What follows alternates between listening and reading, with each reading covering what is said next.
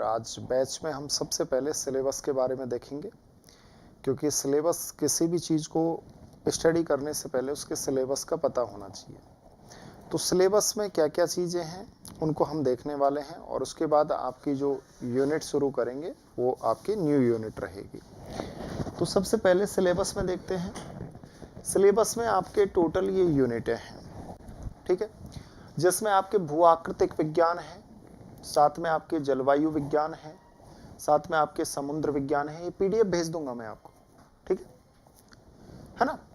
तो यहां पर आपके ये जो तीनों पार्ट हैं, याद रखना, तीनों जो पार्ट हैं ये आपके भौतिक भूगोल के हैं, ठीक है।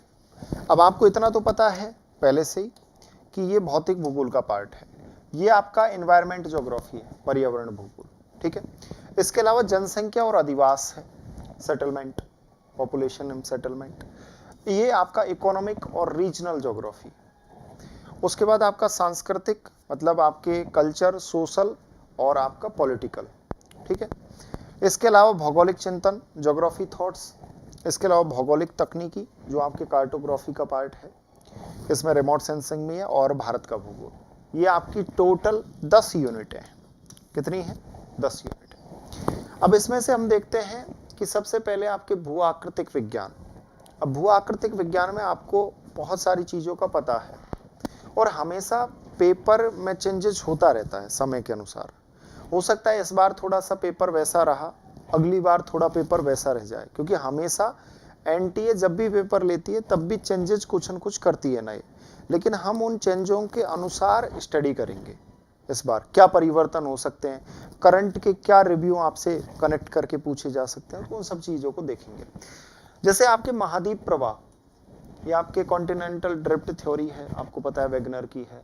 प्लेट विवर्तनी की, ये सबसे महत्वपूर्ण है। इसके अलावा आंतरिक और बाह्य, मतलब एंडोजेनेटिक और एक्सोजेनेटिक फोर्स है। तो ये आपका जो बेसिक कॉन्सेप्ट है, ये अर्थ मूवमेंट का कॉन्सेप्ट है, अर्थ मूवमेंट का। और यहाँ पर जो आपके ये एक्सोजेनेटिक फोर्स है, इसमें आपके 3-4 चीजें आती हैं, जैसे work of water, work of wind, मतलब जल के कार्य, पवन के कार्य, हिमानी के कार्य, ये इसका भाग है, ठीक है।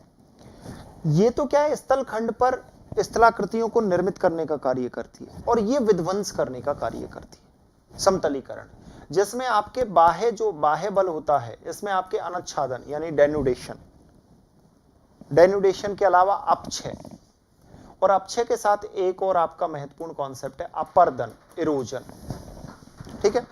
इसके अलावा भू आकृतिक चक्र। भू आकृतिक चक्र का अर्थ है जो आपके जियो साइकिल होती है, जैसे हमारा जन्म हुआ, जन्म होने के बाद हम बड़े हुए, बड़े होने के बाद फिर हम वृद्ध अवस्था में चले जाएंगे, उसके बाद हम समाप्त हो जाएंगे। तो उसी प्रकार स्थल खंड पर जो भी स्थलाकृति निर्मित हुई है, उस निर्मित स्थलाकृति का विकास होता है। इसकी क्या है, श्रेणियां होती है। प्रथम श्रेणी में महाद्वीप और महासागर आते हैं। द्वितीय जो श्रेणी होती है उसमें आपके पर्वत, पठार, मैदान आते हैं, ये निर्मित होते हैं।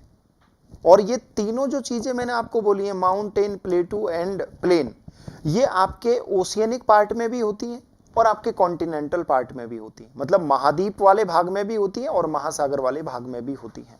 क्लियरली? इसके अलावा आपको ये भी देखना है कि जो तृतीय श्रेणी होती है उसमें ये पूर्ण विकसित हो जाती है। जब कोई चीज विकसित हो जाती है तो फिर वापस से उसका डाउनफॉल आता है ना, तो उसी प्रकार इनका विध्वंस होना शुरू हो जाता है, तो विध्वंस को तृतीय श्रेणी कहते हैं। तो यहां पर ये चक्र है, भू आकृतिक चक्र है, जिसमें डेविस और पिंग का नाम प्रमुख आता है। तो यहां पर हम इन दोनों कॉन्सेप्टों को देखेंगे। ढाल विकास का सिद्धांत, किस प्रकार से स्थल खंड पर जो स्थलाकृति है उनमें स्लोप का विकास हुआ। जैसे हम माउंटेन देखते हैं तो माउंटेन हाई होता है, उसके बाद पठार होता है, प्लेटू होता है, फिर आपका प्लेन होता है। तो ढाल विकास का सिद्धांत एवं प्रक्रम। प्रक्रम क्या होता है? प्रक्रम का अर्थ है कि जैसे मान लो मैंने आपसे कहा कि पूनम आप बाहर जाके और अंदर मत आना, मतलब आप बाहर चले गए तो आपने मूवमेंट किया, लेकिन उसके बीच में गैप आ गया, फिर मैंने 1 मिनट बाद बोला कि आप अंदर आ जाओ, तो एक गैप, किसी भी स्थलाकृति का निर्माण होने के बीच में एक गैप आता है ना, उस गैप को कहते हैं प्रक्रम। क्या कहते हैं? प्रक्रम। समझ गए? आगे देखो, भू संचलन, ये भू संचलन वही है अर्थ मूवमेंट, जिसमें देखो भू संचलन में अब यहां पर आपके भूकंपीयता, ये आकस्मिक बल है। भूकंप कभी भी 3-4 मिनट तक आता है क्या? आता है, कितने सेकंडों का आता है ना, और सेकंडों में हिला के रख देता है पूरी पृथ्वी को। तो एक कुछ क्षण का मूवमेंट होता है पृथ्वी के अंदर, जिसे आकस्मिक बल कहते हैं, सडन मूवमेंट। उसी प्रकार आपके वलन होता है, भ्रंशन होता है, ये आप सभी को पता है। ज्वालामुखी, ये भी आकस्मिक है। लेकिन बलन और भ्रंशन से आपके महाद्वीपों की स्थलाकृति का निर्माण होता है, आप सभी को पता है, वलन और भ्रंशन से। क्योंकि माउंटेन का निर्माण किससे होगा? वलन से। फोल्डेड माउंटेन होते हैं, ब्लॉक माउंटेन होते हैं। तो यहां पर स्थलाकृति का निर्माण होता है। ये होते हैं आपके पटल विरूपणी बल, मतलब लंबे समय तक ये बल वर्क करते हैं। Good morning. इसके अलावा स्थल निर्माण घटनाएं, ये आपकी प्रमुख स्थल निर्माण घटनाएं हैं भू आकृतिक संकट के कारण। अब देखो यहां पर जो मैंने आपको बताया कि अर्थ में मूवमेंट, यानी आंतरिक भाग है, इसमें मूवमेंट हुआ, एंडोजेनेटिक फोर्स, अंतर्जात बल के कारण। अब जो मूवमेंट हुआ, वो मूवमेंट कुछ मतलब आकस्मिक भी हो सकता है, कभी भी घटित हो सकता है। एक ऐसा मूवमेंट भी है जो लंबे समय तक, लाखों वर्षों तक चलता है। तो लाखों वर्षों तक जब मूवमेंट होगा पृथ्वी के अंदर, ये बहुत धीमी गति से होगा। तो धीमी गति से ही माउंटेन यानी पर्वत का निर्माण होता है। भाई धीमी गति से ही तो होता है, धीमी गति से ही आपके ब्लॉक पर्वत का निर्माण होता है। स्थल खंड पर जो स्थलाकृतियां लंबे समय के प्रोसेस से निर्मित होती हैं, लंबे समय के प्रोसेस से कौन कौन से महाद्वीप निर्मित होते हैं। लेकिन भूकंप लंबे समय का प्रोसेस नहीं है, भूकंप कुछ क्षणों का प्रोसेस है, ज्वालामुखी कुछ दिनों का प्रोसेस है, उसके बाद ज्वालामुखी शांत हो जाता है।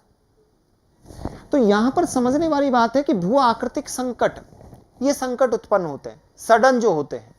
जैसे आपका भूकंप है, ये सडन है, आपका ज्वालामुखी है, ये सडन है, आपका लैंडस्लाइड्स यानी भूस्खलन है, ये सडन है, आकस्मिक, ये कभी भी घटित हो सकता है। हिमस्खलन, काफी बार हिम ग्लेशियर्स एक साथ टूटते हैं, तो इससे प्रकृति पर क्या आता है? संकट आता है।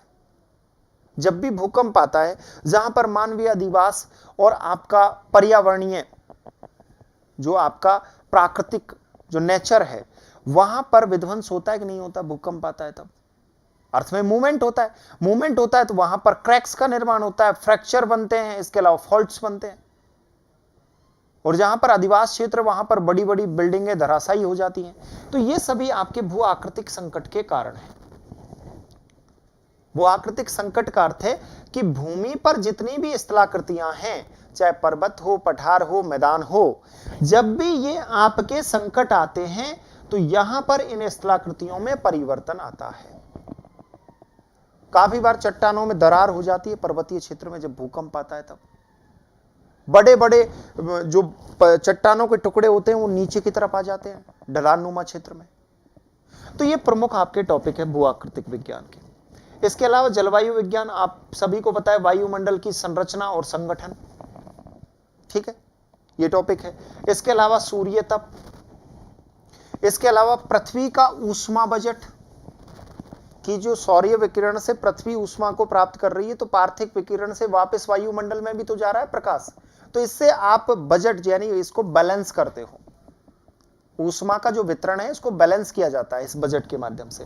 तापमान, टेम्परेचर के बारे में, अब तापमान के बारे में हम दो रूपों में पढ़ते हैं कि हॉरिजॉन्टल यानी ऊर्ध्वाधर वितरण, और एक पढ़ते हैं क्षैतिज वितरण, जहां पर समान तापमान वाले स्थानों को मिलाने वाली रेखा को क्या कहते हैं? समताप रेखा, ठीक है। इसके अलावा वायुमंडल दाब यानी प्रेशर, ये प्रेशर भी दो रूपों में पढ़ा जाता है, एक आपका हॉरिजॉन्टल होता है, एक आपका वर्टिकल होता है, ठीक है। इसके अलावा पवन, जो आपकी विंड चलती है। इसके अलावा वायुमंडलीय परिसंचरण, जिसमें आपके वायु राशियां, वाताग्र, ऊपरी वायुमंडलीय वायु संचलन। इसके अलावा चक्रवात, प्रति चक्रवात, जिसमें आपके उष्ण कटिबंध और शीतोष्ण कटिबंधीय चक्रवात हैं, जो आपके साइक्लोन आते हैं, अब आपको पता है कि सर इक्वेटर के आसपास तो कौन सा चक्रवात आएगा, उष्णकटिबंधीय, और जो आपका ट्रॉपिक ऑफ कैंसर यानी कर्क और मकर रेखा के ऊपर वाला जो क्षेत्र है उसमें कौन से चक्रवात आते हैं, शीतोष्ण, टेम्परेट साइक्लोन। ठीक है, तो यहां पर वायु राशियां मिलती हैं भाई, यहां पर वायु राशियां क्या होती हैं, मिलती हैं, तो वहां पर मिलन होता है, वहां पर क्या आते हैं, आपके साइक्लोन आते हैं। इसके अलावा कोपेन और थर्नावेट के जलवायु वर्गीकरण, यह आप सभी को पता है कि जलवायु का महत्वपूर्ण जो वर्गीकरण किया कोपेन ने, यहां पर कुछ अल्फाबेट यानी अंग्रेजी वर्णमाला के कुछ अक्षरों का प्रयोग किया। अब इस वर्गीकरण को हम कौन सा मानेंगे, वैज्ञानिक वर्गीकरण मानेंगे, क्योंकि यहां पर व्यक्तिगत विचार है, यहां पर क्या है, व्यक्तिगत विचार है, तो यहां पर वैज्ञानिक वर्गीकरण कोपेन का सबसे महत्वपूर्ण है, इसके अलावा आपके थर्नावेट का। इसके अलावा एएनएसओ घटनाएं, अल्नीनो और लानीनो, दक्षिणी दोलन, ये प्रमुख आपकी घटनाएं घटित होती हैं। अल्नीनो से जलवायु और मौसम पर क्या प्रभाव पड़ता है, लानीनो से क्या प्रभाव पड़ता है, और दक्षिणी दोलन से क्या प्रभाव पड़ता है, इन कॉन्सेप्टों को देखेंगे। मौसमी संकट, मौसम पर क्या संकट है, आपदाएं। अब देखो यहां पर जो मौसम होता है, आपका क्लाइमेट होता है, वायुमंडल होता है, ये एकदम साफ सुथरा रहता है, लेकिन कुछ ऐसे संकट होते हैं, ये प्राकृतिक होते हैं, मानव निर्मित नहीं होते, प्राकृतिक होते हैं। तो जैसे आप देखोगे चक्रवात, चक्रवात मानव ने निर्मित किया है क्या, प्राकृतिक है। इसके अलावा तड़ित झंझा, इसके अलावा आपके टार्नेडो जो आपके चक्रवात होते हैं, इसके अलावा आपके ओलावृष्टि, काफी बार बड़े बड़े आपके जो जैसे आप बर्फ के टुकड़े आते हैं जब वर्षा होती है तब, ओलावृष्टि, उष्ण और शीत तरंगे चलती हैं, वृष्टि विस्फोट, वृष्टि विस्फोट का अर्थ है एकदम बादलों का फटना। ये 2013 में घटना हुई थी, कहां पर, उत्तराखंड में। 2013 में यहां पर वृष्टि विस्फोट हुआ था उत्तराखंड में, और भयंकर तबाही मची थी। उस समय लगभग हजारों व्यक्ति मारे गए थे इस तबाही।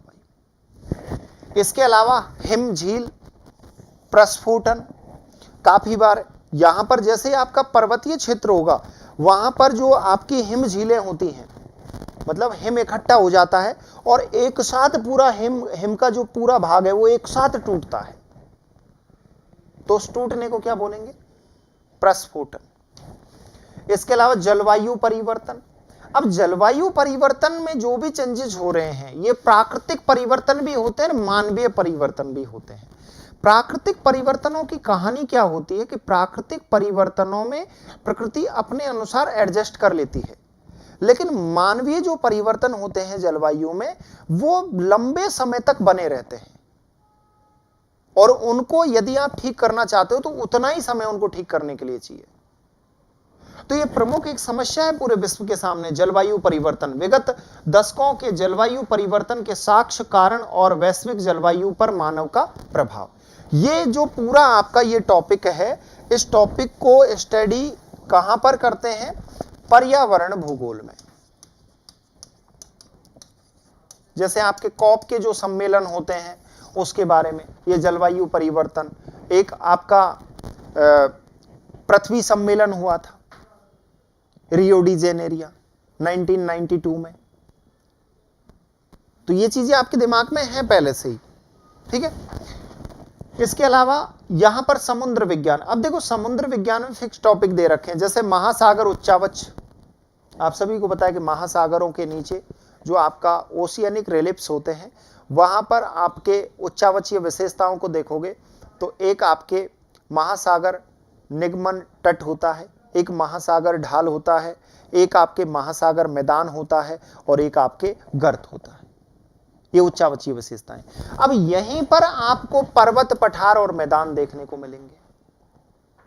अब महासागरों में हम कुछ चीजों की जानकारी प्राप्त करते हैं, जैसे टेम्परेचर, तापमान का क्या प्रभाव पड़ता है महासागरों पे, और तापमान का वितरण कैसे है, और इस तापमान महासागरीय जो दशाएं होती हैं उनको किस तरीके से प्रभावित करता है। उसी प्रकार से आपकी डेंसिटी, घनत्व, क्योंकि यहां पर ये तीनों जो पॉइंट हैं, लवणता, ये तीनों ही आपके महासागरों में जो करंट चलती हैं, महासागरों में जो आपके वेव्स चलती हैं, इनका निर्धारण करते हैं। कौन कौन से? टेम्परेचर, घनत्व और लवणता। मतलब यहां पर तापमान, घनत्व और लवणता, ये इन चीजों का, और ये महासागरीय जल को क्या करते हैं? प्रभावित करते हैं। संचरण, गर्म एवं ठंडी धाराएं जो ओशियनिक करंट चलती है। इसके अलावा लहरें, ज्वार भाटा, ये भी तो एक मूवमेंट है ना, महासागर जल का एक मूवमेंट है ज्वार भाटा। इसके अलावा समुद्र स्तर पर परिवर्तन, सुनामी एवं चक्रवात। अब देखो, सुनामी तो आपके महासागरों में आ जाएगा, लेकिन चक्रवात आपके क्लाइमेटोलॉजी से कनेक्ट है। ठीक है, तो ये प्रमुख आपके टॉपिक हैं इसमें। आगे देखो, ये आपका पर्यावरण भूगोल है। अब आपको पूरी चीजों का एकदम क्लियर हो रहा है कि हाँ ये चीजें यहां पे हैं, ये चीजें यहां पर हैं। यहां पर पारिस्थितिकी भौगोलिक वर्गीकरण, तो पारिस्थिति का हम भूगोल के अनुसार वर्गीकरण करेंगे, जो हमने सबसे पहले देखा था कि जैसे भूगोल के आधार पर पारिस्थितिकी का वर्गीकरण करेंगे तो वन पारिस्थितिकी हम पढ़ते हैं, मृदा पारिस्थितिकी के बारे में हम पढ़ते हैं, स्थल पारिस्थितिकी के बारे में हम पढ़ते हैं, समुद्र पारिस्थितिकी के बारे में हम स्टडी करते हैं। इसके अलावा मानव पारिस्थितिकी, ठीक है, जो जीव जगत की पारिस्थितिकी है उसके बारे में, क्रियाएं, पोषण स्तर, ऊर्जा प्रवाह और चक्रण। तो पोषण स्तर आपको पता है, एक उत्पादक होता है, बाकी सभी क्या होते हैं? उपभोक्ता होते हैं। प्रथम उपभोक्ता, द्वितीयक उपभोक्ता, तृतीयक उपभोक्ता। एक अपघटक होता है जो उन सबको ठिकाने लगाने का काम करता है। ठीक है, इसके अलावा ऊर्जा प्रवाह, तो ऊर्जा सबसे ज्यादा किसको मिलती है? प्राथमिक उपभोक्ता को, क्योंकि प्राथमिक उपभोक्ता ज्यादा करके किसको, मतलब आपके प्रकृति में जो वनस्पति होगा उस वनस्पति का सेवन करेगा। इसलिए आपसे डॉक्टर हमेशा सलाह देते हैं कि आप कौन सा, मतलब कौन सी सब्जी ज्यादा खाएं? हरी सब्जी। तो ये वनस्पति तो है हरी सब्जी। तो यहां पर सबसे ज्यादा पोषण मिलता है। इनका चक्रण, अब देखो यहां पर चक्रण में कौन कौन से? भू रासायनिक चक्र, ये आप सभी को पता है। इसके अलावा आपको नाइट्रोजन चक्र, ऑक्सीजन चक्र, ये प्रमुख आपके चक्र हैं। इसके अलावा खाद्य श्रृंखला और खाद्य जाल, जो आपके फूड चेन होती है और फूड वेब होता है। फूड वेब में ये निश्चित नहीं करते कि किसको कौन खाएगा, ठीक है, लेकिन जो आपकी श्रृंखला होती है इसमें निश्चित होता है क्रम। ठीक है, ये आपने कॉन्सेप्ट पहले ही देख रखा होगा। इसके अलावा पारिस्थितिकी पिरामिड, तो पिरामिड के बारे में मैंने आपको बताया था। ठीक, इसके अलावा मानवीय पारिस्थितिकी अंतर संबंध, कि मानव का मानवीय पारस्परिक अंतर संबंध, कि मानव का प्रकृति के साथ कैसा संबंध है और प्रकृति के साथ इंटर रिलेशन बना के मानव प्रकृति के साथ कैसे वर्क कर रहा है। तो ये प्रमुख चीजें हैं। इनका प्रभाव, मानव का प्रकृति पर क्या प्रभाव पड़ रहा है। पर्यावरण की नैतिकताएं, कि पर्यावरण की कुछ ऐसी नैतिकताएं हैं उनके अनुसार ही मानव को कार्य करना चाहिए, और अगर नैतिकताओं के अनुसार कार्य नहीं करेगा तो उसका परिणाम मानव जाति को भी भुगतना पड़ेगा और प्रकृति को भी उसका परिणाम भुगतना पड़ेगा। इसके अलावा गहन पारिस्थितिकी, आप सभी को पता है। इसके अलावा आपके पर्यावरण संकट और आपदाएं। अब देखो पर्यावरण पर कौन कौन से संकट हैं। अब ये इंटरकनेक्ट हो गया कौन से जलवायु, जो आपका विज्ञान था, क्लाइमेटोलॉजी था, उससे कुछ कॉन्सेप्ट यहां पर इंटरकनेक्ट हो गए कि जलवायु में जो परिवर्तन हो रहे हैं उस पर क्या प्रभाव पड़ रहे हैं। तो यहां पे जैसे आपका वैश्विक तापन, ग्लोबल वार्मिंग, ग्लोबल वार्मिंग के लिए सबसे ज्यादा उत्तरदायी गैस कौन सी है? CO2, कार्बन डाइऑक्साइड, क्योंकि ग्लोबल वार्मिंग में CO2 का महत्वपूर्ण योगदान है। अगर CO2 की मात्रा वायुमंडल में बढ़ जाएगी तो पार्थिव विकिरण नहीं होने देगी, और पार्थिव विकिरण नहीं होगा तो पृथ्वी का तापमान बढ़ेगा। समझ गए ना। नगरीय उष्णद्वीप, आप सभी को पता है नगरीय उष्णद्वीप क्या होते हैं, कि आसपास के क्षेत्र में इंडस्ट्रियल एरिया होता है और वहां पर प्रकृति की, जैसे पेड़ पौधे, इनकी संख्या बहुत कम होती है, और ये नगर, मतलब आसपास के क्षेत्र में बीच में नगर होता है, तो वहां पर तापमान और अदर क्षेत्र, आसपास के क्षेत्र की तुलना में ज्यादा होता है। तो इसीलिए उसे क्या कहते हैं? नगरीय उष्णद्वीप कहते हैं, कि गर्म स्थलखंड, नगर का गर्म स्थल खंड। कभी भी आप किसी भी नगर में जाना, जब आप बीच नगर में रहोगे ना, तो आपको सर्दियों में भी गर्मी लगेगी। मतलब औसतन आसपास के जो क्षेत्र है, नगर के पास का क्षेत्र है, उसकी तुलना करके देखोगे तो वहां के तापमान की तुलना में यहां का तापमान बहुत ज्यादा रहता है। इसके अलावा वायुमंडलीय प्रदूषण। अब देखो वायुमंडलीय प्रदूषण, यहां पर वायुमंडलीय प्रदूषण का अर्थ है वायु का प्रदूषण। इसके अलावा जल प्रदूषण और भूमि निम्नीकरण, इसे कहते हैं भूमि प्रदूषण। अब देखो भूमि प्रदूषण का एक दूसरा नाम भी है, यही नामों को समझो, इसे ही कहते हैं मृदा प्रदूषण। क्या कहते हैं? मृदा प्रदूषण। क्लियर? राष्ट्रीय कार्यक्रम एवं नीतियां।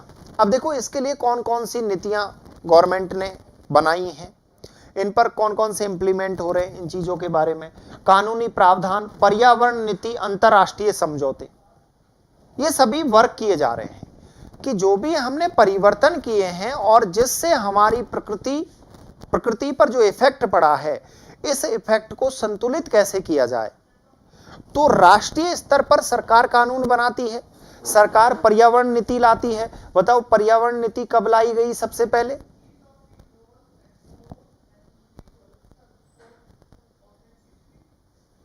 1986 में नहीं लाई गई थी क्या? पर्यावरण कानून 1986 में नहीं लाया गया था क्या पर्यावरण कानून? इसके अलावा अंतरराष्ट्रीय समझौते, तो अंतरराष्ट्रीय समझौते आपके बहुत सारे हुए हैं। क्योटो प्रोटोकॉल, इसके अलावा आपके पृथ्वी सम्मेलन, रियो डी जेनेरिया, कोपेनहेगन सम्मेलन, ये प्रमुख आपके सम्मेलन है, अंतरराष्ट्रीय सम्मेलन है। अंतरराष्ट्रीय कार्यक्रम और नीतियां जैसे ब्रेटलैंड कमीशन, क्योटो प्रोटोकॉल, एजेंडा 21, इसके अलावा संधारणीय विकास और पेरिस सहमति, ये प्रमुख आपके पूरे कॉन्सेप्ट हैं। अब कहीं ना कहीं इससे संबंधित क्वेश्चन दिखे होंगे आपको पेपर में। इसके अलावा जनसंख्या भूगोल, सबसे ज्यादा प्रैक्टिस और जो फॉर्मेटिंग है, उस फॉर्मेटिंग के आधार पे ही अब आपको प्रति संडे को प्रैक्टिस करवाई जाएगी। संडे को टेस्ट डलेगा, टेस्ट दो और मंडे को रिव्यू दो कि कहां कमी रही, कौन से क्वेश्चन में रही, कैसे रही। आगे देखो जनसंख्या, पॉपुलेशन ज्योग्राफी। जनसंख्या आंकड़ों का स्रोत, जनगणना और प्रतिदर्श सर्वेक्षण। आंकड़े आपको पता है कौन कौन से होते हैं, प्राथमिक और द्वितीयक आंकड़े। इसके अलावा जनगणना के बारे में, जो आपके वैश्विक स्तर पर जो जनगणना है। इसके बाद प्रतिदर्श सर्वेक्षण, सर्वेक्षण कैसे किया जाता है। इसके अलावा जन्म मरण सांख्यिकी, मतलब डेटा, जन्म कितने बच्चों ने लिया है और मरे कितने हैं, इनके बारे में। आंकड़ों का विश्वसनीयता और त्रुटि, कि जो आंकड़े हैं वो कितने विश्वसनीय हैं और कहां पर त्रुटि रही है, ये पूरा एक कॉन्सेप्ट है। इसके अलावा विश्व जनसंख्या वितरण, जिसमें आपका मापन, प्रतिरूप और निर्धारक, यहां पर 3 चीजों के बारे में आप पढ़ते हो कि मापन कैसे किया जाता है, इसके प्रतिरूप क्या हैं और इसके निर्धारक तत्व कौन से हैं विश्व जनसंख्या वितरण के।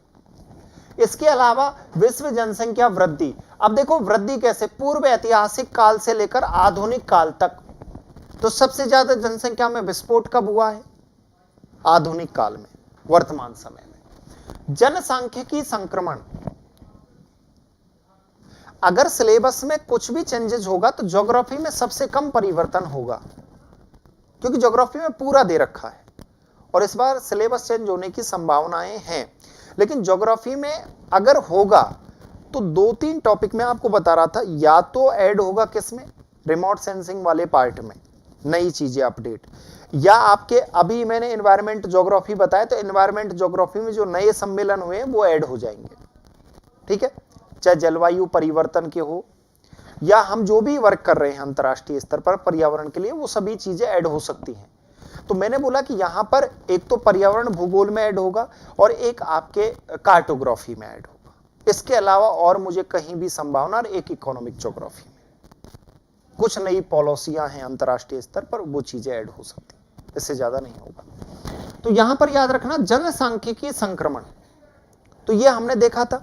इसके जनसांख्यिकी संक्रमण के 4 से 5 मॉडल प्रतिरूपों में बता रखा है। जनसांख्यिकी संक्रमण, संक्रमण काल होता है कि एक, मैंने बोला कि जैसे मान लो कि ये आपकी फर्स्ट स्टेज है और ये आपकी सेकंड स्टेज है, तो इसके बीच का जो ये क्षेत्र है इसको बोलते हैं संक्रमण काल। ठीक है। इसके अलावा जनसंख्या वृद्धि के सिद्धांत, ये निश्चित तौर पे आपके पेपर में देखने को मिले होंगे। मॉल्थस का सिद्धांत आया होगा, या सैंडलर का सिद्धांत आया होगा, या रिचार्डो का सिद्धांत आया होगा, नहीं है तो दूसरे पार्ट में से आए होंगे। इसमें से क्वेश्चन तो आया होगा 100%। हाँ, आगे देखो, अब पेपर आ जाएगा 4 से 5 दिन बाद। पेपर आने के बाद फिर सॉल्व करवाऊंगा ना, फिर बताऊंगा कि ये वहां से आया था, फिर पता लग जाएगा। जन्म दर और मृत्यु दर विश्लेषण। अब विश्लेषण कैसे कर सकते हैं? संकेतक के माध्यम से, निर्धारक के माध्यम से और विश्व प्रतिरूप के माध्यम से। यहां पर 3 रूप, मृत्यु दर और जन्म दर का जो विश्लेषण किया जाता है। तो इसमें मैंने आपको बताया था कि जन्म दर कैसे निकाली जाती है, मृत्यु दर कैसे निकाली जाती है, बाल मृत्यु दर कितनी है, महिला मृत्यु दर कितनी है, प्रौढ़ मृत्यु दर कितनी है, ये हमने कुछ कॉन्सेप्ट हैं आपके। जनसंख्या प्रवास, माइग्रेशन। अब माइग्रेशन में आप प्रकार पढ़ते हो, इसके क्या कारण है, लोग मतलब लोग एक स्थान को छोड़कर दूसरे स्थान पर क्यों जाते हैं, इसका रीजन क्या है। जैसे हम पढ़ते हैं ग्रामीण टू ग्रामीण प्रवास, ठीक है, रूरल टू रूरल माइग्रेशन। तो रूरल टू रूरल माइग्रेशन सबसे ज्यादा किसके कारण होता है? विवाह के कारण। ग्रामीण मतलब रूरल टू अर्बन माइग्रेशन, ये किसके कारण होता है? रोजगार के कारण। इसके अलावा शिक्षा, स्वास्थ्य, इन चीजों के लिए हम करते हैं प्रवास। जैसे मैंने कहा कि अर्बन टू रूरल माइग्रेशन, खुले वातावरण, मतलब जो डेवलप्ड कंट्री हैं, विकसित जो देश हैं, वो उन देशों के जो लोग हैं, वो एक प्रदूषण का स्तर ज्यादा बढ़ने के कारण वो एक ओपन एनवायरनमेंट में जाना चाहते हैं। ठीक है, तो ये माइग्रेशन। परिणाम क्या है इसके? जो माइग्रेशन होता है, इसके परिणाम वैश्विक जगत को क्या भुगतने पड़ते हैं? काफी बार देशों में देखो आंदोलन किए जाते हैं। जैसे भारत देश के जो लोग हैं वो विभिन्न देशों में जाके वहां जनसंख्या वृद्धि कर रहे हैं, तो वहां के देश आंदोलन करते हैं कि इनको वीजा मत दो। इसके अलावा प्रतिमान, मॉडल्स कौन कौन से हैं, तो मॉडल्स के बारे में हम देखेंगे। जनसंख्या संरचना और विशेषता। अब देखो, किसी भी जनसंख्या की संरचना यानी इसका स्ट्रक्चर आप देखना चाहते हो, तो वहां पर आयु, लिंग, नगरीय ग्रामीण, व्यवसायिक संरचना और शैक्षिक स्तर, ये कुछ ऐसे पॉइंट हैं जिनके आधार पे हम जनसंख्या की संरचना मतलब पॉपुलेशन का जो स्ट्रक्चर होता है वो देख पाते हैं। और उसकी विशेषता किस किस आधार पे? आयु की, मतलब आपके जो बाल अवस्था के बच्चे हैं वो कितने हैं, यंग जनरेशन कितनी है, प्रौढ़ जनरेशन कितनी है, वृद्ध जनरेशन कितनी है, तो यहां पर आयु के आधार पे। इसके अलावा लिंग, लिंग में देखो 3 लिंग, आप कभी भी आप फॉर्म फिल करते हो तो उसमें आता है मेल, फीमेल, ट्रांसजेंडर। बाकी ट्रांसजेंडर का प्रतिशत सबसे कम है, मेल और फीमेल। अब इस मेल और फीमेल से ही आप आगे जाके देखोगे कि इससे ही आपका एक महत्वपूर्ण कॉन्सेप्ट बना लिंग अनुपात,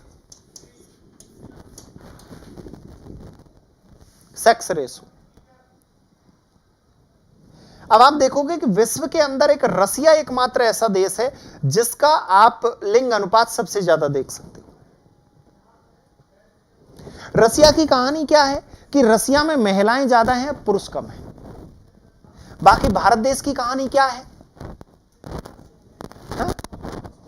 पुरुष ज्यादा है, मतलब लगभग 50+ पुरुषों की तो शादी नहीं होती पूरे भारत में, औसतन 100 पर, वो 1000 पर। अब इसके लिए गवर्नमेंट कार्य करती है। नगरीय और ग्रामीण जनसंख्या। अभी हम भारत देश की बात कर लेते हैं। भारत देश में कितने % लोग नगरों में रहते हैं बताओ? तुम मेरे से तो कह रहे थे ना, बेसिक कॉन्सेप्ट बताओ कितने रहते हैं?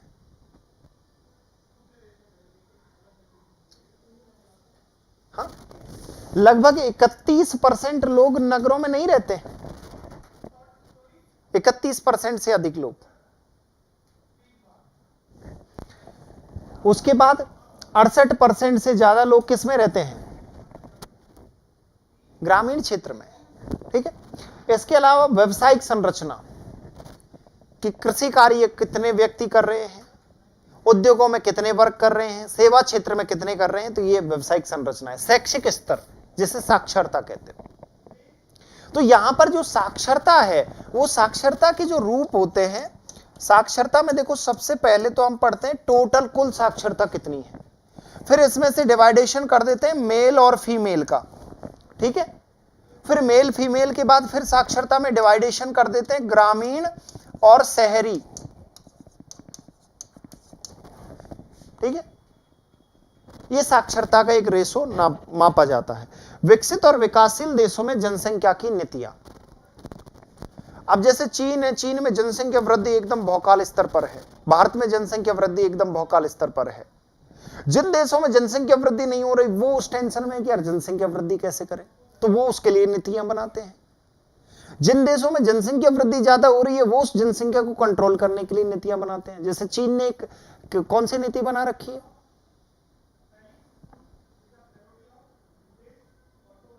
एक पुत्र वाली, मतलब एक बच्चा हो सकता है चीन में। भारत में पता ही नहीं है, 2 तो बस डॉक्यूमेंट्स में चल रहे हैं, बाकी 3-4। तो भारत उस पर कार्य कर रहा है। भारत कह रहा है कि 2045 तक हम जनसंख्या वृद्धि पर नियंत्रण प्राप्त कर लेंगे।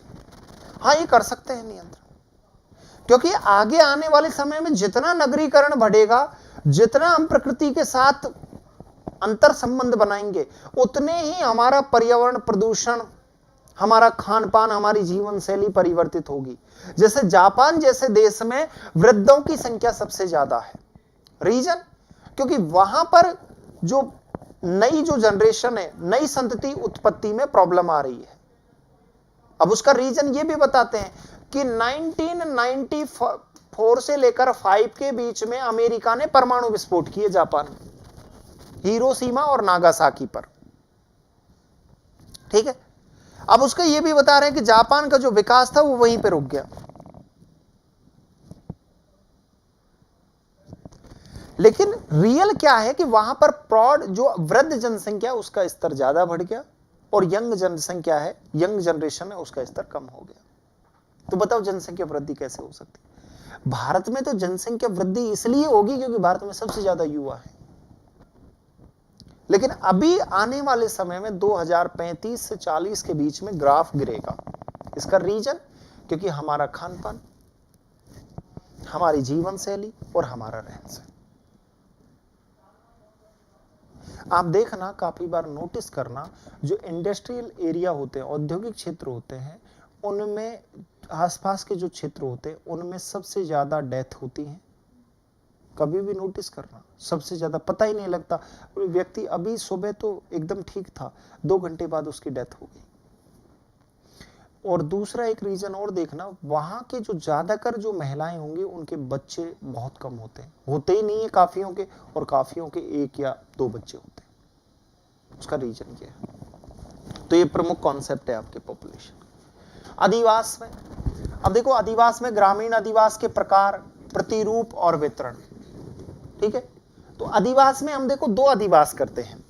मानव जो रहता है, अब मानव ऐसे तो है नहीं कि जल के नीचे रहता है, मानव स्थल पर ही रहता है।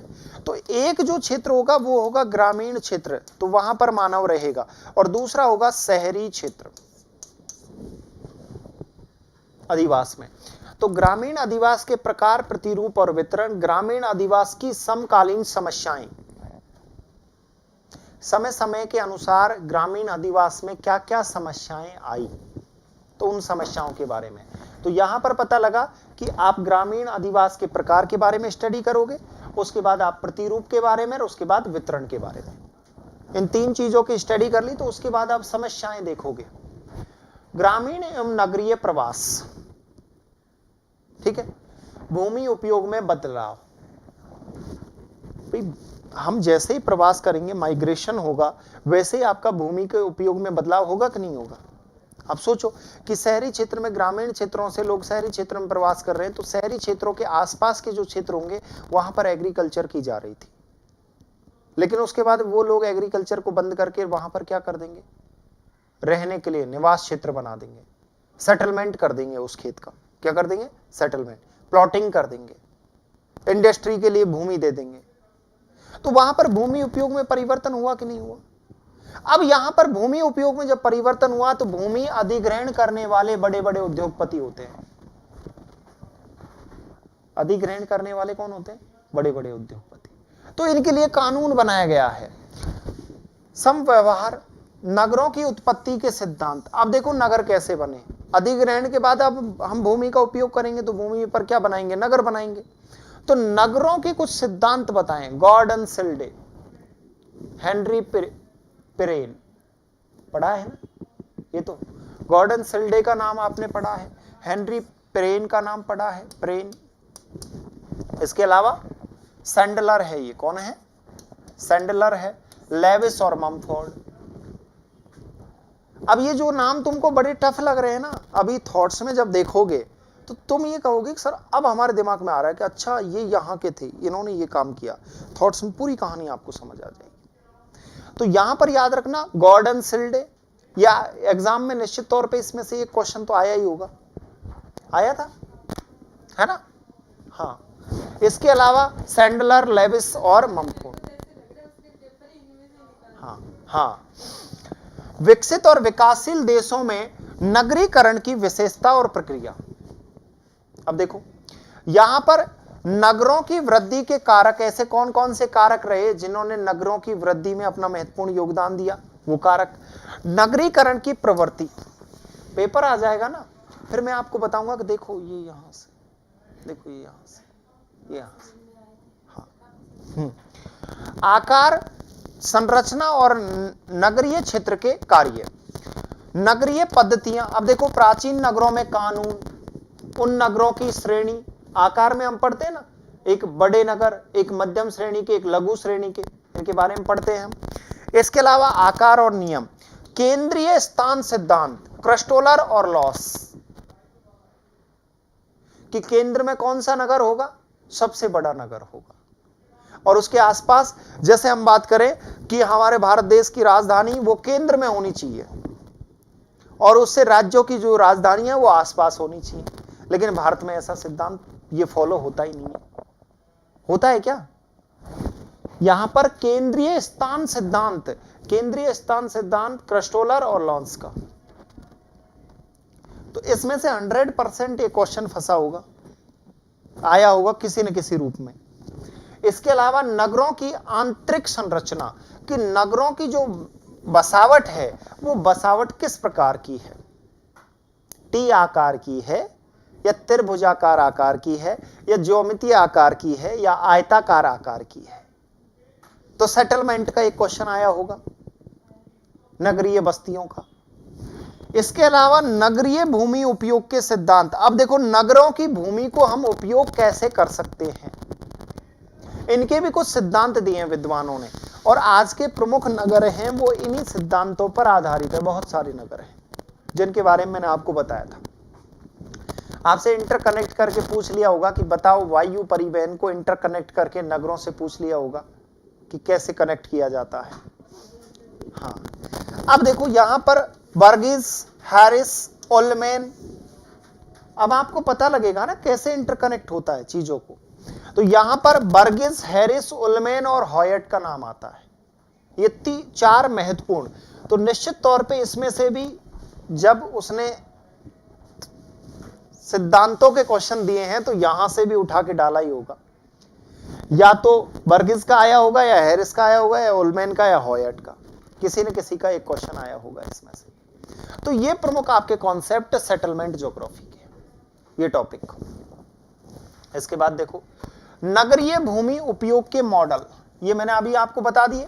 महानगरीय संकल्पना, वैश्विक नगर, कोर नगर, नगर आकार परिवर्तन जिसमें पूर्व नगर, ग्रामीण नगर, सीमांत, नगरोपरांत, मुद्रिक और उपग्रही नगर, नगरों में सामाजिक वियोजन वो विसंयोजन, नगरीय सामाजिक क्षेत्र विश्लेषण।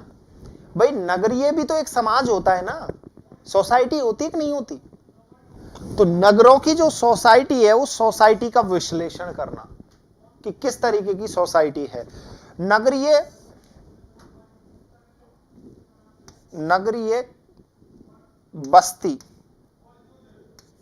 बस्तियों की अभिव्यक्ति जिसमें मलिन बस्ती, अनियमित बस्ती, यहां पर लिखिएगा अनियमित बस्ती, इसके अलावा क्षेत्र की वृद्धि, अपराध और सामाजिक बहिष्कार, ये प्रमुख आपके कॉन्सेप्ट है सेटलमेंट ज्योग्राफी के। ठीक है, तो इसमें से क्वेश्चन आए होंगे 100%। अब देखो आर्थिक गतिविधि और क्षेत्रीय विकास का भूगोल, ये आपकी 6 नंबर यूनिट है। अब इसमें से भी आप बहुत सारे क्वेश्चन आए होंगे निश्चित तौर पे। देखो आर्थिक गतिविधियों की व्यवस्था को प्रभावित करने वाले स्थानीय कारक, स्थानीय कारक आर्थिक गतिविधियों को प्रभावित करते हैं।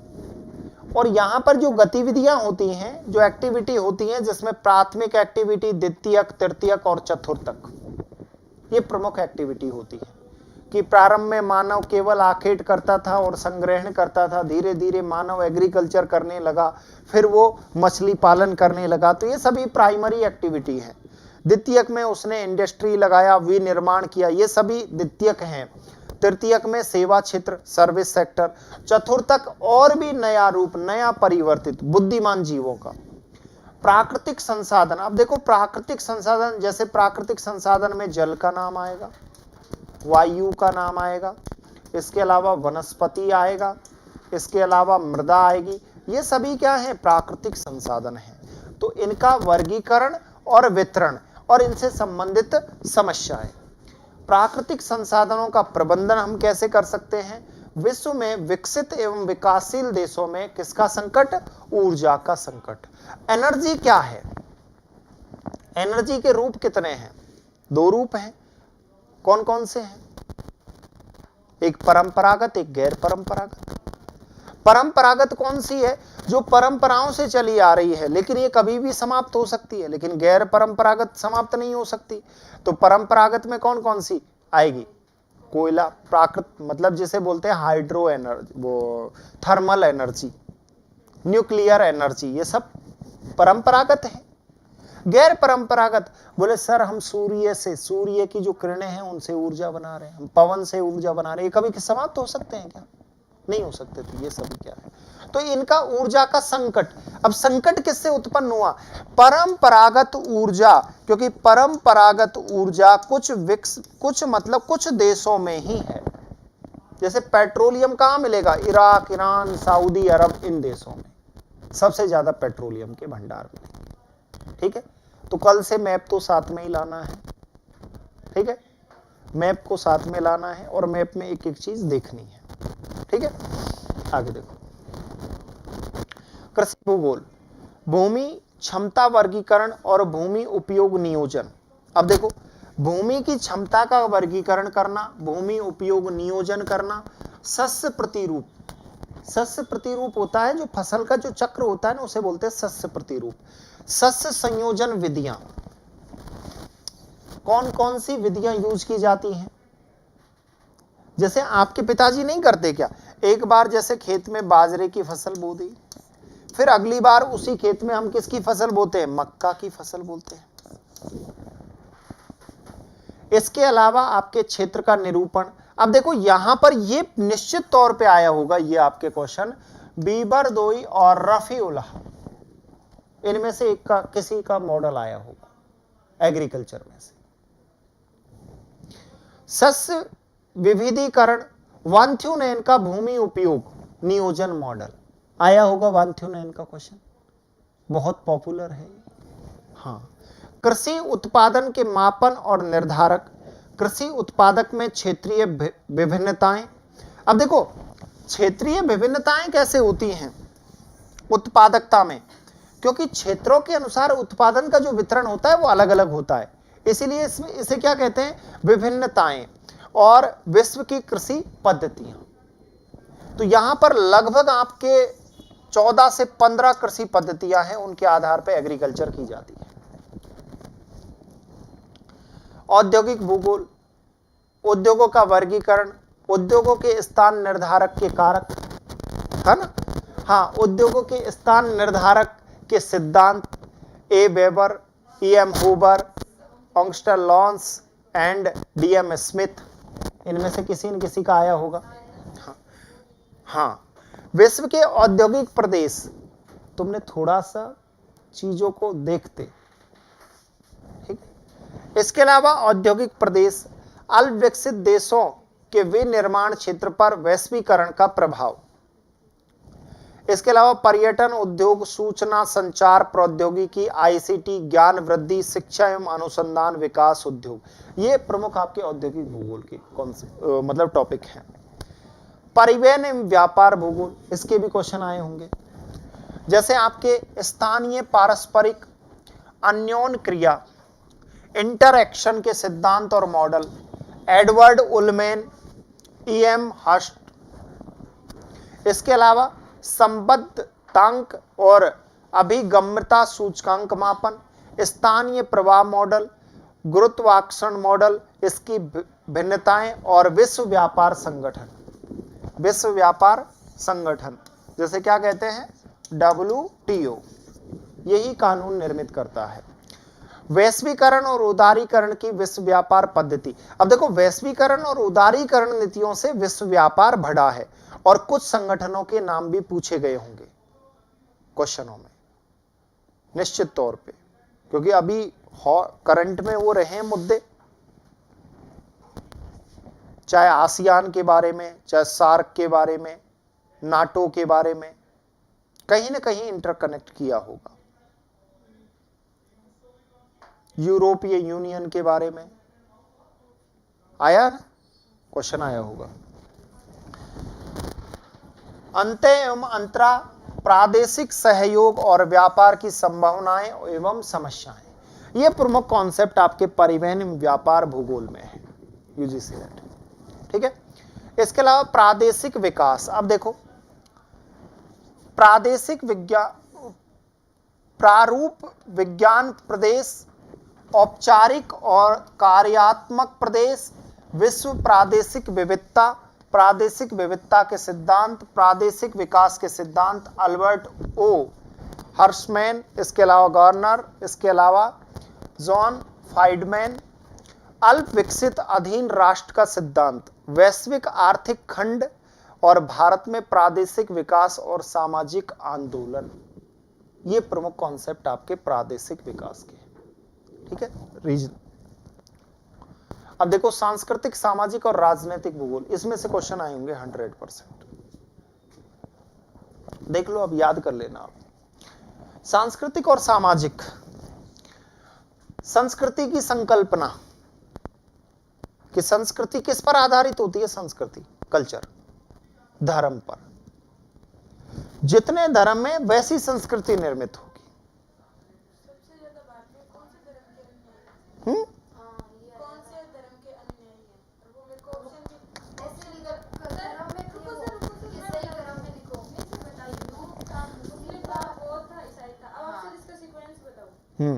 हिंदू हैं, नहीं था, ऑप्शन भी नहीं था, सबसे ज्यादा हिंदू होने चाहिए ना, उसमें ऑप्शन भी नहीं था। फिर उसके बाद हिंदू नहीं है तो मुस्लिम होगा ऑप्शन में। हाँ, मुस्लिम था। मुस्लिम नहीं, हिंदू ऑप्शन में था, पर उसमें वो था ना कि क्या पूछा था, पहले क्वेश्चन को तो बताओ। कि सबसे ज्यादा से कम लिखने। हाँ, और अवरोही क्रम था, यानी कि कम से ज्यादा लिखना। नहीं, आरोही था, ज्यादा से कम लिखना तो आरोही था, कम से ज्यादा लिखें। बड़ा वाला होता है ना, आरोही था। अब तुम क्वेश्चन आने दो, मैं हाँ मैं बता देती हूँ आपको। हाँ, आरोही क्रम था,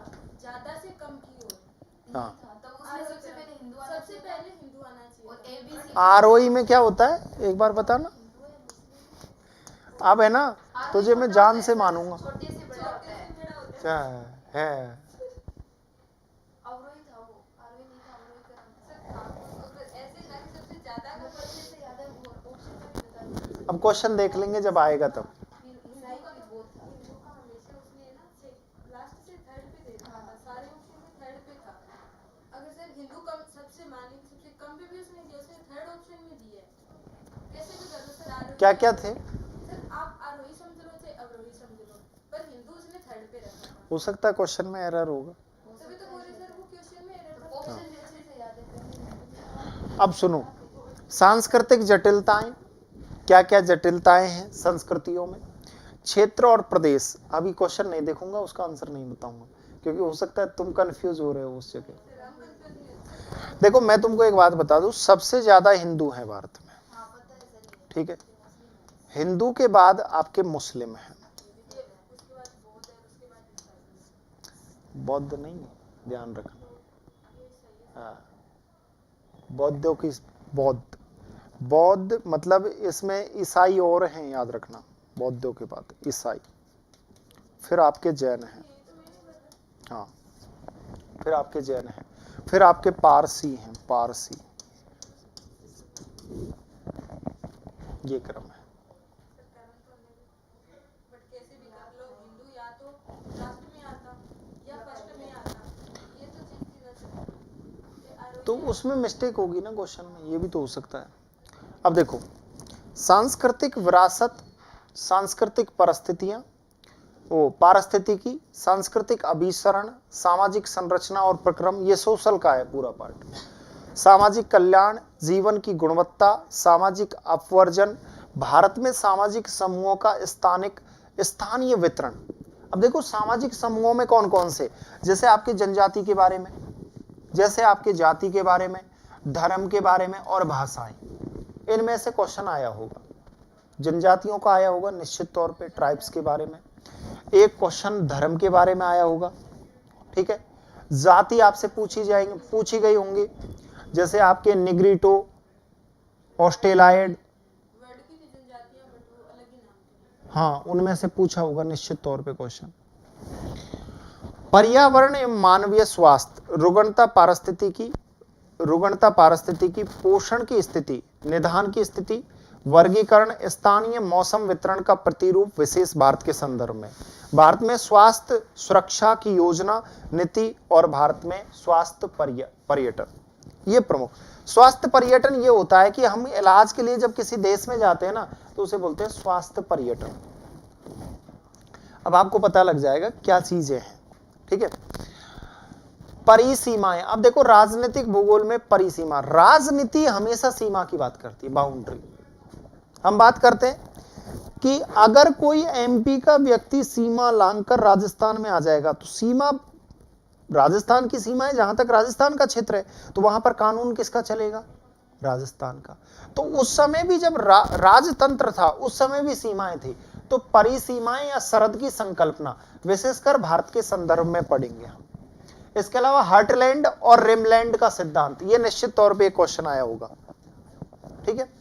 राजनीतिक भूगोल की प्रवृत्ति और विकास, किस तरीके से इसकी प्रवृत्तियां और किस तरीके से इसका विकास हुआ। संघवाद का भूगोल, भारत में निर्वाचन सुधार, क्या सुधार होने चाहिए निर्वाचन में, निर्वाचन व्यवहार के निर्धारक, जलवायु परिवर्तन की भू राजनीति। अब देखो ये जो है ना पूरा ये टॉपिक है, ये आपका पर्यावरण भूगोल में आता है। कौन सा? जलवायु परिवर्तन की भू राजनीति। भू राजनीति का अर्थ है कि जलवायु परिवर्तन पर विश्व के विभिन्न देश अपने कानूनों का निर्माण करते हैं वैश्विक पटल पर। जैसे पृथ्वी सम्मेलन हुआ था, क्योटो प्रोटोकॉल हुआ था, नागोया सम्मेलन हुआ था, कोपेनहेगन सम्मेलन हुआ था। ये प्रमुख जो सम्मेलन है ना, ये यहां पर वैश्विक पटल पर परिवर्तन की बात करते हैं। विश्व संसाधन की भू राजनीति, विश्व संसाधन कि आपके चाहे ह्यूमन रिसोर्सेज हो, चाहे आपके नेचुरल रिसोर्सेज हो, यहां पर भू राजनीति मतलब जियोपॉलिटी। अब देखो हमारे जो नेचुरल रिसोर्सेज होते हैं, जो अल्प विकसित देश है उनमें ज्यादा होते हैं। तो विकसित जो देश है वहां पर अपनी कंपनी स्थापित करते हैं और उन रिसोर्सेज का क्या करते हैं, यूज करते हैं उस देश के लिए, उस देश की इकोनॉमिक कंडीशन को बेहतर करते हैं और दूसरे देशों के लिए उन नेचुरल रिसोर्सेज है उनका क्या करते हैं, वितरण करते हैं। तो यहां पर विभिन्न कानून बनाए जाते हैं। भारत की हिंद महासागर भू राजनीति, जियोपॉलिटी, किस पर, हिंद महासागर पर, कि भारत की हिंद महासागर पर कैसी पकड़ है और इसमें कौन कौन से रिसोर्सेज है और कौन कौन से द्वीप है जिन पर भारत का अधिकार है। ठीक है। इसके अलावा प्रादेशिक सहयोग के संगठन, अब ये आपको याद हो तो ये कहीं ना कहीं आपने पढ़ा है इन चीजों के बारे में, सार्क के बारे में, आसियान के बारे में, ओपेक के बारे में, ईयू के बारे में, कहां पढ़ा है, पॉलिटिकल में।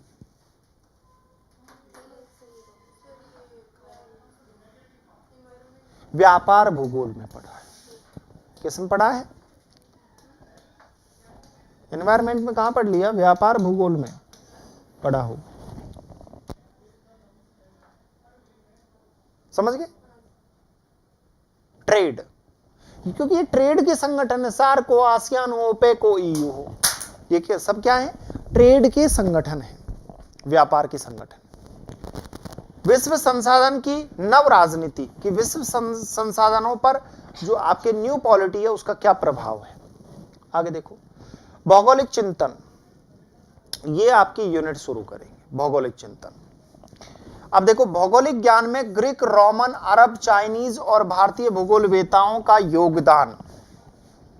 Greek geographer Homer, Thales, Hecataeus, Herodotus, Anaximander, इसके अलावा एरिस्टोस्थेनेस, ये सब कहां के थे, ग्रीक के थे। रोमन कौन थे, रोमन में स्ट्रैबो, टॉलमी, प्लिनी, पोम्पोनियस, ये प्रमुख यहां के थे। इसके अलावा चाइनीज, अरब के इब्न बतूता, अल बरूनी, अल मसूदी, ये अरब के थे। अल मसूदी अरब, हाँ तो नोट्स दिए थे ना, नहीं दिए थे, हाँ। आगे देखो, चाइनीज और भारतीय भूगोलवेता, इसमें देखो भारतीय भूगोल में है ना, भारतीय जो काम किया गया इसमें देखो वेदों के बारे में, पुराणों के बारे में, उपनिषदों के बारे में, फिर मौर्य काल, गुप्त काल में जो प्रमुख वरामीर, ब्रह्मगुप्त, इनके बारे में आप पढ़ने वाले हो। ठीक है। इसके बाद भूगोलवेताओं का योगदान। अब देखो यहां पर ये आधुनिक मतलब मॉडर्न ज्योग्राफर्स आ जाएंगे। मॉडर्न ज्योग्राफर्स में वरेनियस, इमैनुअल कांट रसिया का था, वरेनियस कहां का था, जर्मनी का था। अलेक्जेंडर वॉन हम्बोल्ट, ये जर्मनी का था। कार्ल रिटर, ये कहां का था, जर्मनी का। सॉपर कहां का था, ये जर्मनी का था। हार्टसन कहां का था, अमेरिका से संबंध है। भौगोलिक चिंतन पर डार्विन का प्रभाव, डार्विन ब्रिटेन का था। कहां का था, ब्रिटेन का। डार्विन ब्रिटेन का था, कहां का था, अब पढ़ाऊंगा ना एक एक चीजें देखना। भारतीय भूगोल की समकालीन प्रवृत्ति, समकालीन की भारतीय भूगोल पे विभिन्न कालों में क्या क्या कार्य किए गए, जैसे भूगोल में कार्टोग्राफी और थीमेटिक विधियों का योगदान किसका रहा है, भारत का। प्रमुख भौगोलिक परंपराएं जैसे भूविज्ञान, मानवीय पर्यावरण, मानव एवं पर्यावरण अंतर संबंध, इससे आपकी संकल्पनाएं बनी। प्रकृतिवाद, संभववाद, जिसे बोलते हैं निश्चयवाद, संभववाद और नव निश्चयवाद। डिटर्मिनिज्म, पॉसिबिलिज्म और न्यू डिटर्मिनिज्म, अंतर संबंध। क्षेत्रीय अध्ययन, स्थानीय विश्लेषण। भौगोलिक अध्ययन में द्वैतवाद, भौतिक बनाम मानव, कि पहले ओनली भौतिकी की बात करते थे ज्योग्राफर्स, फिर कहने लगे कि भूगोल में किसका योगदान है, मानव का भी योगदान है, तो फिर ह्यूमन ज्योग्राफी बनी आपकी। द्वैतवाद का अर्थ होता है, जैसे एक आपको कॉन्सेप्ट बताता हूं, समझिएगा, कि जैसे हम कॉन्सेप्ट की बात करते हैं कि ये आत्मा है, क्या है, आत्मा है, ठीक है, और ये परमपिता परमेश्वर यानी ये परमात्मा है, समझ रहा। अब ये क्या कहते हैं कि ये कहते हैं कि जो परमात्मा है ना, उस परमात्मा का अंश आत्मा है। ये आत्मा किसके अंदर रहती है, एक जीव के अंदर रहती है, ठीक है। तो इस आत्मा का परमात्मा से कनेक्शन है, तो उसे बोलेंगे अद्वैतवाद। लेकिन जैसे ही कनेक्शन कट कर दे उसे क्या बोलेंगे? कट कर दिया, अद्वैतवाद। जोड़ दिया, उसे क्या बोलेंगे? द्वैतवाद। ठीक। अब उसी प्रकार यहां पर बताते हैं कि मानव और जो भौतिक है, पहले ओनली एक की बात करते थे कि ये प्रकृति है, इस पर मानव रहता है तो प्रकृति का ही अंश है। लेकिन अब कहने लगे कि मानव और प्रकृति के बीच में कोई संबंध, मतलब बहुत कम संबंध है, क्योंकि मानव अपने अनुसार प्रकृति को बनाता है। तो यहां पर जब ये बात आई तो दो चीजें बन गई। तो यहां पर एक बन गई प्रकृति भूगोल और एक बन गई मानव भूगोल। इसे ही बोलते हैं द्वैतवाद। इसे ही आगे जब बोल दिया प्रादेशिक और सुव्यवस्थित। ठीक है। इसके अलावा निश्चयवाद बनाम संभववाद। निश्चयवादी क्या कहते थे? प्रकृति। संभववादी क्या कहते थे? मानव। और नव निश्चयवादी क्या कहते थे? हाँ, दोनों है। प्रकृति और मानव दोनों का योगदान है। अंतर संबंध का परिणाम क्या है? नव निश्चयवाद है। गुणात्मक बनाम मात्रात्मक, ये थ्योरियां हैं, ये कहीं ना कहीं आई होंगी आपके। स्वरूपी बनाम नियमवेशी, प्रतिमान विस्थापन, भौगोलिक परिदृश्य, प्रत्यक्षवाद, व्यवहारिकवाद, संरचनावाद, नियमन अन्वेषी, उपागम और आधुनिकवाद, ये प्रमुख आपके महत्वपूर्ण कॉन्सेप्ट हैं जिनके बारे में आप देखोगे। ठीक है। इसके अलावा भौगोलिक तकनीकियां हैं, ये आपके कार्टोग्राफी है। भौगोलिक सूचना और आंकड़ों के स्रोत, स्थानिक और गैर स्थानिक, ये मैंने आपको। ठीक है। मानचित्र के प्रकार, मानचित्र निर्माण विधियां, जिसमें बोलते हैं कैरोप्लेथ, समघनत्व, वर्णमात्री, प्रवाह मानचित्र, ये प्रमुख इसकी विधियां हैं जो मानचित्र निर्माण करते हैं। मानचित्र पर आंकड़ों का निरूपण, जो हम आंकड़े दर्शाते हैं ना, किस विधि के आधार पर दर्शाते हैं, जैसे पाई आरेख, दंड आरेख, रेखा आरेख, जीआईएस आंकड़ा आधार। अब देखो जीआईएस आंकड़ा का जो आधार होता है, एक होता है चित्र रेखा पुंज और एक होता है सदिश आंकड़ा प्रारूप, जिसे बोलते हैं वेक्टर और रेक्टर। हाँ, वेक्टर। ठीक है।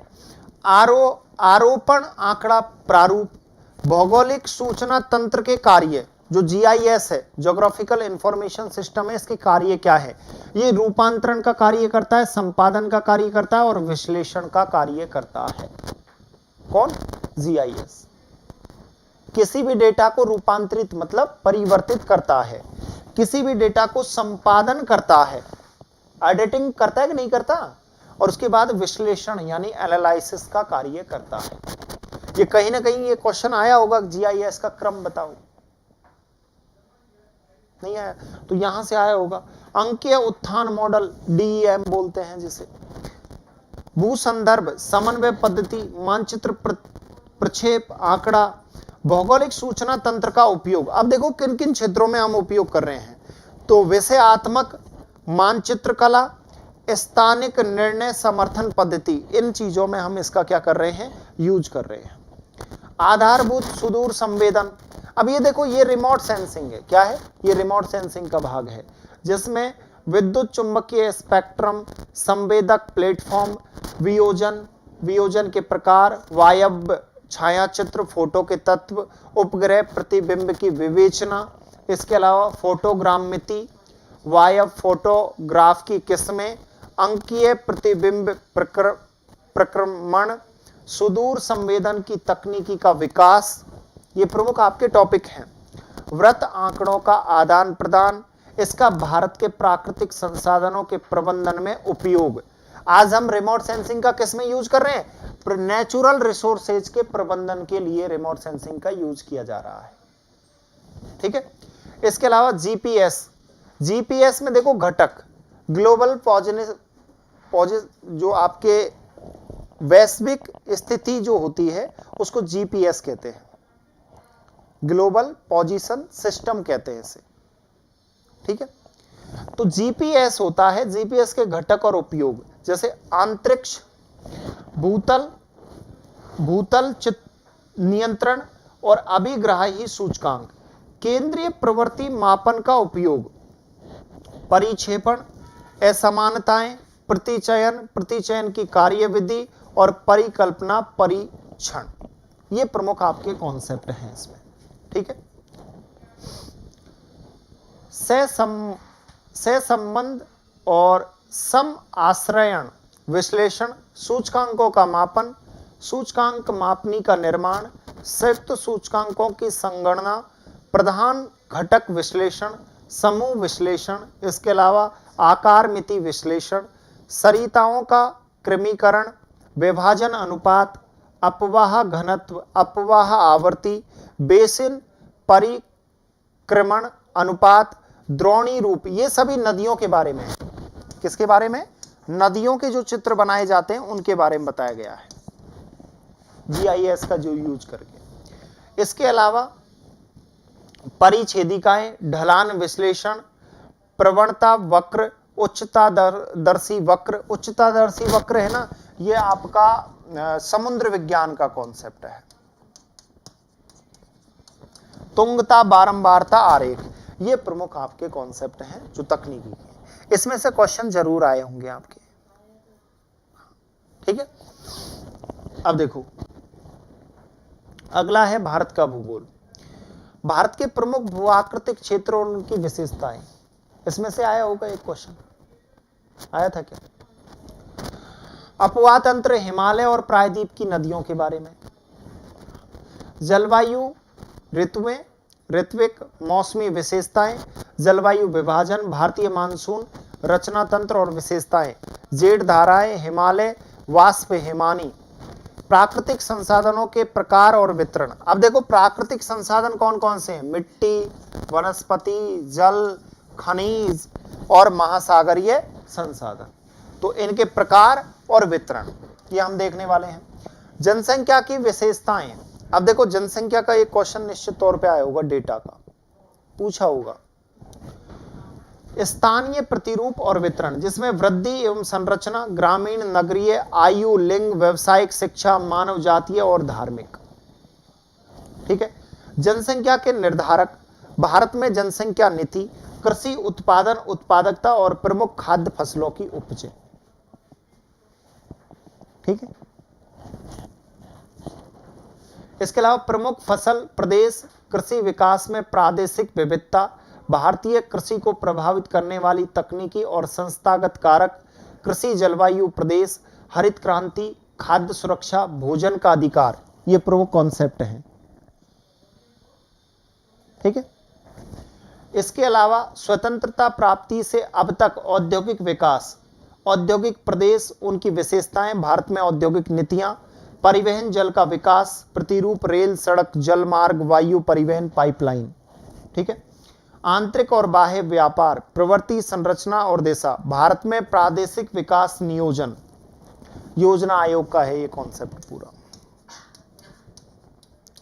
वैश्वीकरण का भारत की अर्थव्यवस्था पर प्रभाव, भारत में प्राकृतिक आपदाएं जैसे भूकंप, सूखा, बाढ़, चक्रवात, सुनामी, हिमालय, उच्च भूमि संकट और आपदाएं, ये आपके पूरे मतलब सिलेबस है।